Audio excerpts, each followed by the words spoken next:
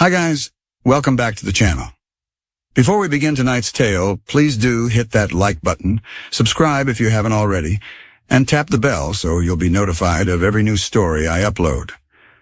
Tonight's episode is about one of the most primal fears of childhood, sleeping alone in the dark, and how sometimes the real monster might be just beyond the rim of vision.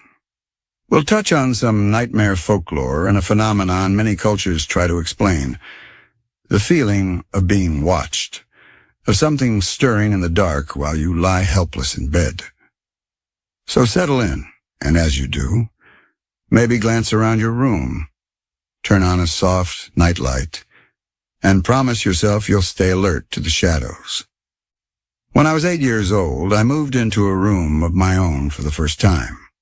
I'd grown up sharing with my older brother, 5 years older, and though I loved him, I was excited to have my own space, my own bed, my own little kingdom. The room at the back of the house was small and narrow, just enough space for a bed and a couple of chests of drawers, but at some it felt like adventure. The solitary window looked out over the garden. During the day it let in light, but at dusk the light seemed shy, hesitant, as if unsure it belonged there. My sleeping arrangement was an inherited bunk airbed, the top bunk for me. I climbed up that first night, proud and eager. I lay there staring down at my toys, action figures, toy cars, strewn across a greenish-blue carpet. Imagination carried me to other worlds as the toys fought imaginary battles. Yet there was a creeping sense of something else. My eyes flicked to the bottom bunk where the blanket was neatly tucked, 2 bland white pillows untouched. And every time I did, I felt a tug in the corner of my mind, an awareness that something was just beyond sight. I dismissed it. The house was warm. I could hear my parents watching television through the door. I fell asleep. Then I woke. At first I couldn't tell where I was. I was floating somewhere between sleep and waking. The room was almost pitch black, but not completely. The window let in a thin line of light. The door was closed. I heard a sound, sheets rustling, coming from the bunk below me. It was subtle but unmistakable.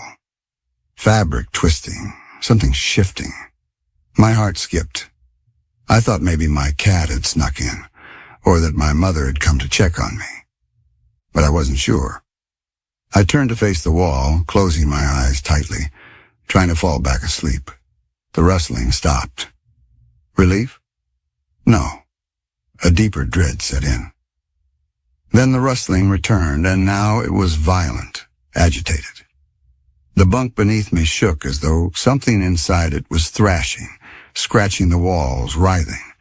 I froze, clutching my blanket. My breathing felt loud in the silence, my heart pounding like a drum in my ears. I shouted for my mother, "Mom! Mom!" My voice cracked.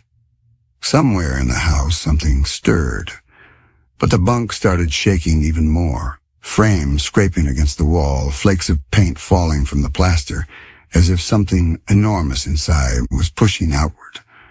I clenched my eyes shut, felt tears roll down my cheeks, and waited. Finally, the door burst open and light flooded in. My mother's silhouette at the doorway, light spilling across the floor. I lay there inconsolable, with terror, my mother beside me, hugging me, asking over and over what was wrong, but I couldn't tell her. I couldn't say the thing I sensed. I could only whisper, "Nightmare, nightmare." I felt if I said more, whatever was down there would know I was awake. From that night on, the pattern repeated. Night after night, I climbed into the top bunk alone. The room's window now looked like a little portal from which the darkness might creep in. The rustling, the shakes. The figure that I sensed was waiting beneath my bed. I dared not call it a ghost, but the word pressed at my mind. Ghost. It came unbidden. I felt that word carved into my mind in that darkness. What if it really was one? One winter, the nights grew longer. My grandmother fell ill, and my mother stayed elsewhere with her, leaving me in that room alone. Fear that she wouldn't come back gripped me. I rushed home one afternoon, removed the bottom bunk altogether, slats, mattress, everything, and piled an old desk and chairs in its place. "I'm making an office," I told my father, but in truth, I was trying to give the thing no seat for the night. That night, I clutched a small family crucifix I had found, slipped it beneath my pillow, and hoped it would protect me. But it was the worst night of all. I woke to complete, deafening stillness.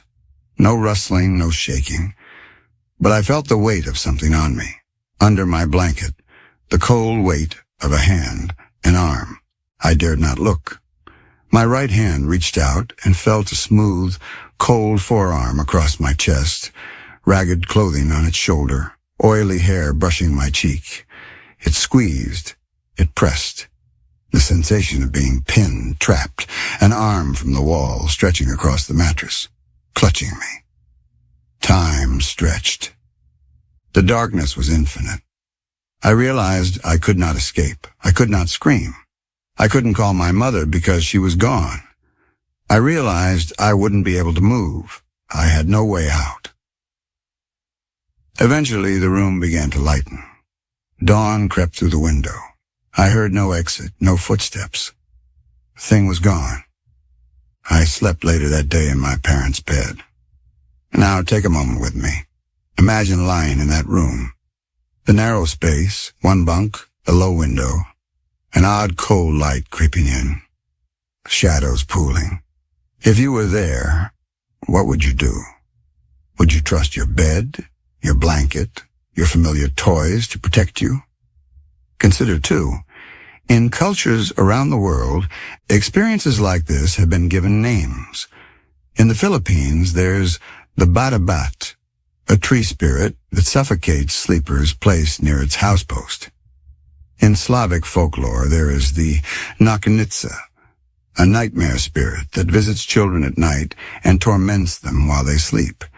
And in sleep science, we call the phenomenon where your body is awake and yet your mind still trapped in REM paralysis, a moment when your brain creates intruders and shadows.